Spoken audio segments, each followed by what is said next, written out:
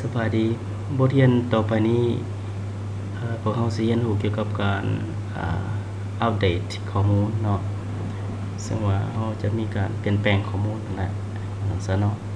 จริงๆแล้วก็มีApple เห็นส่งเอกสารมาให้ต้องใช้พอยังบ่ทันได้กดโอเคบ่เป็นหยังเนาะอาจารย์สิแนะนำเนาะเกี่ยวกับการจะเอาข้อมูลที่มีแล้วนี่มาเปลี่ยนแปลงเนาะก่อนอื่นเราสิใส่บัตเทิลตัวนี้เนาะบัตเทิลตัวนี้เราสิใส่ตัวนี้ชื่อว่า update จากนั้น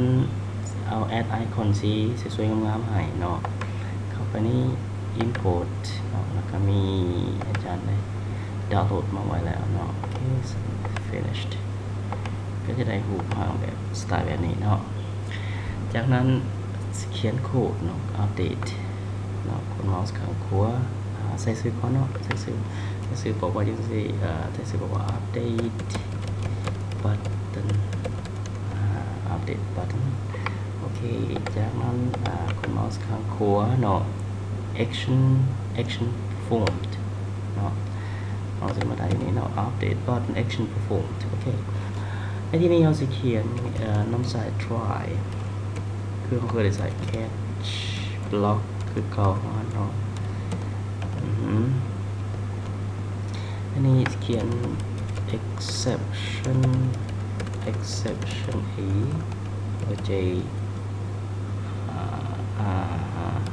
exception e j option and show message dialog null e โอเคจากนั้นจะเอาแมสตัวนี้มาแสดงเพื่อให้สบายใจเนาะเพราะเวลาแกะให้เราให้ไปโชว์อยู่ในตารางเลยเนาะจะใส่ตัวนี้ก็ปิดนี้มาเนาะจากนั้นเวลาเขียนอัปเดตแล้วเนาะให้เขียน j option and show message dialog null บอกว่า updated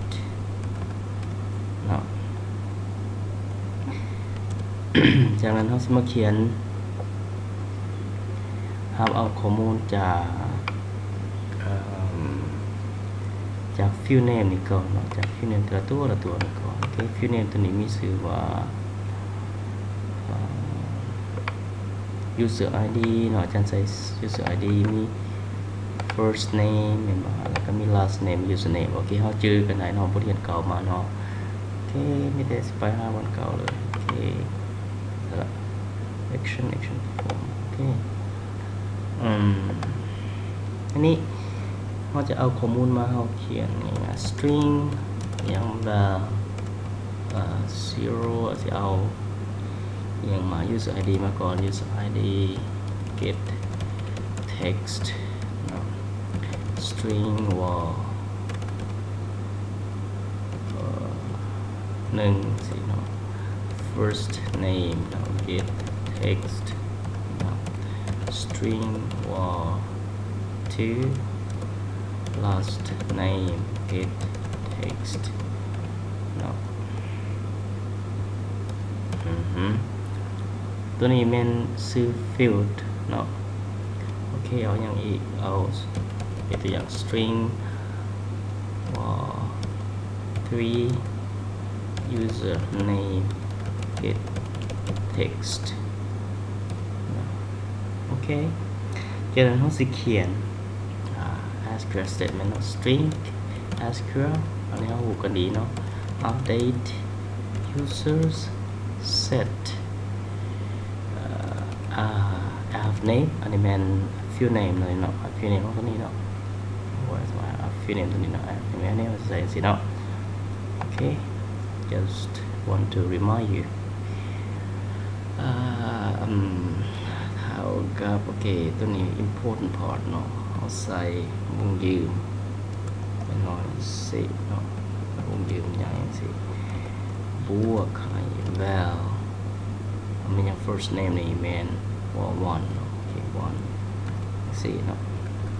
โอ ใส่ลักษณะแบบนี้จุดมันดีเนาะว่ามีซิงเกิลโค้ดอยู่ข้างนอกเนาะดับเบิลโค้ดอยู่ข้างในเนาะโอเค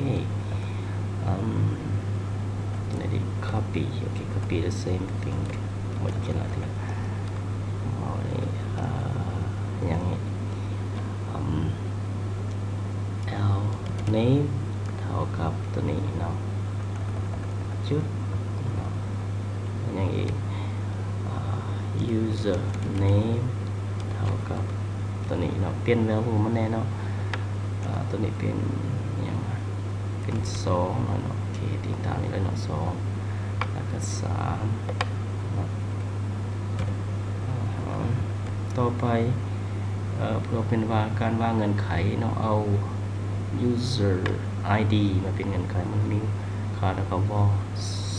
0เนาะว่า0เนาะนี่เช่น where อัปเดตจะเริ่มใส่คำว่า where อยู่แล้วเนาะ user ID เท่ากับตัวนี้เนาะ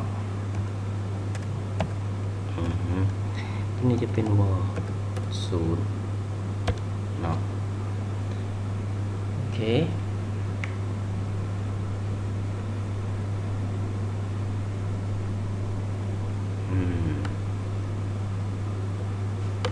ว่า0จากนั้น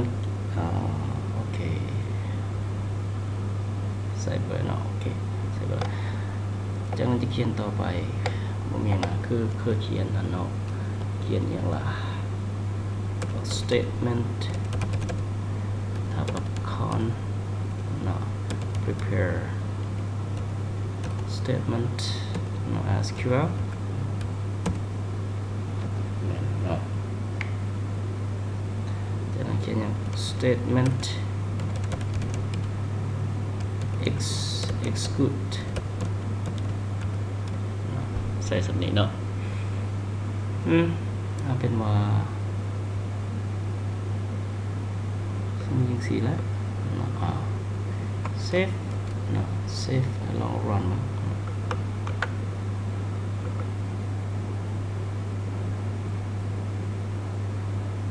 โอเคคลิกสนิทตัวอย่างสิตมาสิเนาะมาในมือสิโอเคบอกว่าอย่างปีหอเก็บแกงตัวนี้โอเค